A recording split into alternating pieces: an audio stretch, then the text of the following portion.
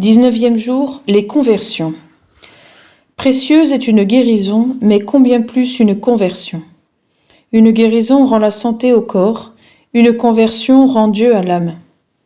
Or, Notre-Dame de la Salette est venue chez nous afin de rendre Dieu aux âmes. Témoin de son discours dans chaque phrase, accentué d'un sanglot, a prêché la conversion aux pécheurs et la sanctification aux justes. L'Évangile a dit de notre Seigneur Jésus-Christ: le Fils de l'homme est venu pour sauver ceux qui étaient perdus. Ainsi, sans tarder, la voix populaire a nommé Notre-Dame de la Salette la réconciliatrice des pécheurs. Dès 1854, Monseigneur Ullathorne, évêque de Birmingham, dans un ouvrage sur la Salette qu'il publia peu après avoir fait le pèlerinage, écrivait qu'à ses yeux, une des grandes merveilles religieuses de notre époque, c'est la conversion des hommes, qui, dans le pèlerinage de la Salette, sont passés subitement de l'indifférence ou du vice à la piété la plus ardente. Ces lignes du père Berthier auront assurément le don d'exciter notre attention. Premier point, les conversions. Oui, Marie aime les pauvres pécheurs, et c'est sur la Sainte Montagne qu'elle l'a prouvé d'une manière bien touchante. Que signifie en effet cette immense douleur, cet affaissement sur la pierre, cette tête appesantie et appuyée dans ses mains, et ces larmes abondantes, et ces plaintes, et ces menaces même, et cette mission qu'elle donne en finissant. Que Marie aime, qu'elle est toute charité. Les preuves en sont nombreuses, admirables et souvent extraordinaires. D'abord, l'année même de l'apparition, d'étonnantes manifestations de foi éclatent sur la Sainte Montagne. La fécondité des larmes de Marie est prodigieuse. Les croyants s'agenouillent et pleurent devant les modestes croix de bois placées aux endroits où la très sainte Vierge a posé les pieds. Ils se disputent tout ce qui peut leur être une relique, l'herbe, les cailloux ou les fleurs, et boivent avec piété l'eau de la fontaine miraculeuse. Les curieux, quoi qu'ils disent ou veuillent, subissent le charme et entrent dans ces concerts de larmes, de prières et de confessions.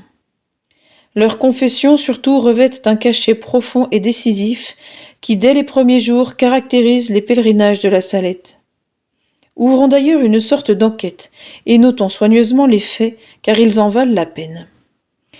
Au village de la Salette, dans le bourg de Corps et les vallées voisines, les gens sont comme atterrés de ce coup de foudre de l'apparition. Ils reviennent en masse au devoir pascal, au respect du dimanche et à l'observation des lois de l'abstinence. Le blasphème n'épouvante plus les champs, les routes nationales ni les sentiers des bergers. On prie dans les familles avec une sincère confusion d'avoir tant négligé de le faire. En 1847, à Corps, sur une population de 1300 habitants, une trentaine d'hommes seulement ont résisté à la grâce et n'ont pas fait leur Pâques.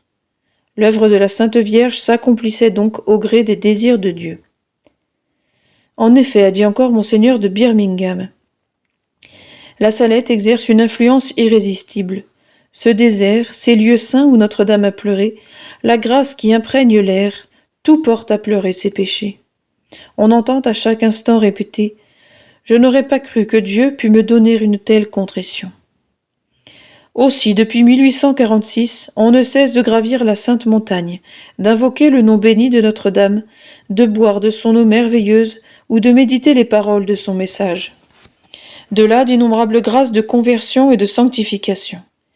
Les écrits des missionnaires de la Salette, les archives et les annales du pèlerinage sont remplis de faits plus impressionnants les uns que les autres.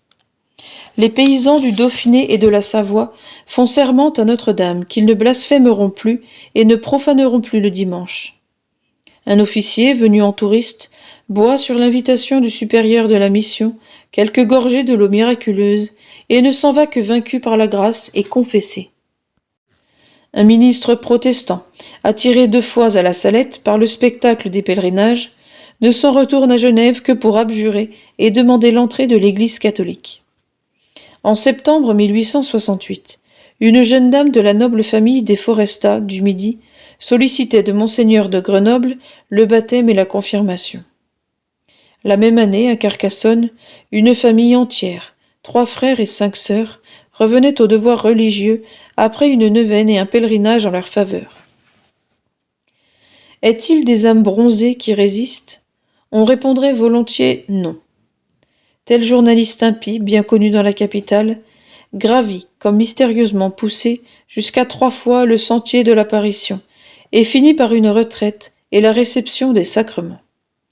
Tel vieillard de Grenoble, voltairien endurci malgré les menaces de sa 92e année, est terrassé comme Saul sur le chemin de Damas, a écrit Monseigneur Guérin, curé de la cathédrale, par la médaille et l'eau de Notre-Dame. Tel malade de l'hospice Crémieux dans l'Isère, libre penseur enragé, boit à son insu de l'eau miraculeuse et s'écrie comme sortant d'un rêve et frémissant : « Je vais mourir. Que serais-je devenu ?» Il se confessa. C'était en 1887. Cette admirable influence de la Vierge de la Salette s'étend sur les pécheurs de n'importe quelle partie du monde. À Anvers, en 1867, un alcoolique, obstinément attaché à sa misérable passion et presque toujours furieux, devient, grâce à l'eau de la petite fontaine, un modèle de tempérance. En vue de Malaga, l'an 1868, le navire L'Entrepreneur est sur le point de périr sous les assauts d'une effroyable tempête. Son capitaine promet 3 pèlerinages et un ex-voto à Notre-Dame de la Salette. Il est sauvé par un vapeur qui vient à son secours. Non seulement il tint parole, mais comme il était protestant, il se fit catholique. En 1891, à Saint-Louis, dans le Missouri, un franc-maçon finit, comme d'autres, par subir l'influence de l'eau merveilleuse de la Sainte Montagne et renonça à sa vie d'excommunié. Faut-il citer nombre de missions commencées sans espoir et se terminant à merveille, après avoir été recommandées à la Vierge des Alpes, et nombre de retours vraiment remarquables, opérés par la seule lecture des annales de la Salette, et ces milliers de conversions, secrètes mais ineffables, consolation de familles bienheureuses, et ces milliers de confessions, qui sur la montagne des larmes ont brisé des chaînes rivées, rectifié des vies dévoyées, dompté des caractères sauvages, assuré des persévérances, tracé des voies ou fixé des vocations. Comment jamais les raconter? Il faut donc conclure. Eh bien, qu'on interroge les pèlerins de la Salette. Ils répondront tous qu'on ne va pas prier et se confesser sur la montagne où la Sainte Vierge a pleuré sans en revenir meilleur. Qu'on interroge les missionnaires de Notre-Dame. Ils répondront que nulle part le saint ministère n'offre de consolation pareille à celle qu'il procure sur la montagne de la Salette. Enthousiasmés, ils s'écrieront même : « Ah, si les tribunaux sacrés de la basilique pouvaient parler !» Non, des grâces extraordinaires n'expliqueront pas cette suite d'innombrables conversions. Il faut que le doigt de Dieu soit là, d'une manière toute exceptionnelle. Les flots de la petite fontaine ne cessent plus de reverdir le gazon qui borde le torrent de la Sésia. Ainsi, les pleurs de la belle dame ne cessent de reverdir les âmes qui, sur les appels de la Salette, veulent passer du mal au bien ou du bien au parfait, pour la gloire de Dieu et leur salut éternel. Deuxième point, nos réflexions. Convertir. Notre-Dame de la Salette veut avant tout convertir. Tel est son but. Tel est le cachet propre de la démarche du 19 septembre 1846. Telle est enfin sa gloire. Monseigneur Villecourt, évêque de La Rochelle, quelques mois après l'apparition, ne cessait d'en parler au cours de sa tournée pastorale. Il a écrit que visiblement, Notre-Dame inspirait sa parole et attendrissait les cœurs. J'ai souvent remarqué, dit-il, que mes auditeurs étaient attendris jusqu'aux larmes, ce que j'attribuais à l'assistance de Marie. La conversion. Pensons-nous, du reste, quelle est l'œuvre capitale, l'œuvre unique du monde? Que fait l'Église? Elle convertit. Que doit faire chacune des créatures humaines? Se convertir. Ou se convertir, ou éternellement mourir. Voilà l'alternative qui s'impose à la pensée, le jour et la nuit. C'est ainsi que la conversion a une histoire qui n'appartient qu'à elle seule. Dieu avait créé le monde dans l'état de grâce. Or, le monde commit le péché, et encourut la malédiction divine. Dieu cependant jugea qu'il pouvait offrir au monde la réconciliation. Et que fit-il? Il lui envoya un convertisseur, qui fut son propre Verbe éternel, fait chair, notre Seigneur Jésus-Christ. Alors Bethléem, le Golgotha, la Pentecôte et l'Église furent les grands gestes de cette conversion du monde. L'oracle du Christ, austère mais inexorablement juste, faites pénitence, en est le principe. Sang, que dis-je, 1000 et 10 000 faits providentiels apporteront à l'œuvre de Dieu leur perpétuel et efficace concours.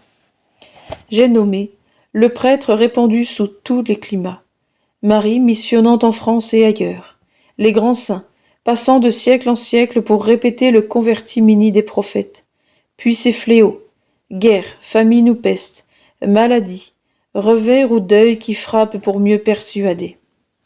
Enfin, dans l'ombre recueillie des bas-côtés de nos églises, la permanence du confessionnal, tout à la fois invitation miséricordieuse et menace qui fait trembler.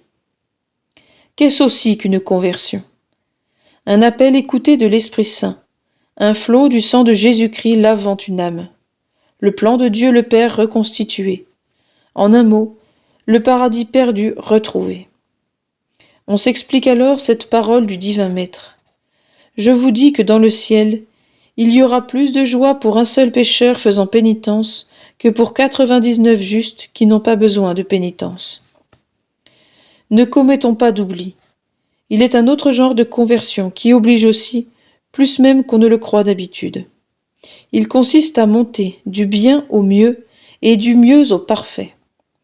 Nous ne pouvons jamais assez aimer Dieu, ni assez correspondre aux grâces de Dieu, ni assez garantir notre salut. Donc, nous n'aurons jamais le droit de dire « Je suis assez parfait comme cela ». Il y aurait un premier danger, celui de l'orgueil, puis un second, celui d'une surprise qui nous ferait tomber. Saint Paul l'a dit, « Prenne garde de tomber qui se croit debout ». C'est pourquoi saint Jean recommande à qui est saint de se sanctifier de plus en plus. Troisième point, nos résolutions. Il en est qui me regardent et qu'il est urgent de prendre. Ce péché que je commets trop facilement a plusieurs fois failli me damner. Ces habitudes de laisser aller et de désordre que j'ai contractées ont frappé ma vie chrétienne de stérilité et menacent de la rendre coupable. Mon Dieu, je vous promets de me convertir. Je me confesse et communie sans fruit, parce que je ne suis pas convaincu que j'ai des progrès à réaliser, ni convaincu que les sacrements sont des moyens de m'y aider et m'y obligent même sévèrement. J'assume là de grandes responsabilités, puisque je rendrai compte à Dieu des sacrements que je reçois. Mon Dieu, ici encore, je vous promets de me convertir. Il est des résolutions qui regardent le prochain. Je connais des âmes même qui doivent m'être chères, qui s'exposent depuis longtemps à paraître devant Dieu, couvertes de péchés mortels. Situation excessivement critique au point de vue éternel. Je veux donc prier pour la conversion de ces pauvres âmes. Je ferai une œuvre personnelle, l'œuvre de ma vie, s'il le faut, de la conversion de telle ou telle âme en péril de damnation. Enfin, je suis parfois témoin de certaines dévotions qui laissent à désirer. Les unes font rire, d'autres revêtent un fâcheux caractère d'ignorance et même de superstition. D'autres sont presque scandaleuses, parce qu'elles font un déplorable mélange d'habitudes pieuses et d'habitudes répréhensibles. Si d'un mot délicat est placé à propos, je puis éclairer et améliorer, j'oserais dire ce mot, vrai service et vraie charité. En résumé, réellement travailler à me corriger moi-même et charitablement essayer de convertir qui je pourrais, c'est comprendre comme il le faut la vertu et la fraternité chrétienne. Notre-Dame de la Salette, réconciliatrice des pécheurs, priez sans cesse pour nous qui avons recours à vous.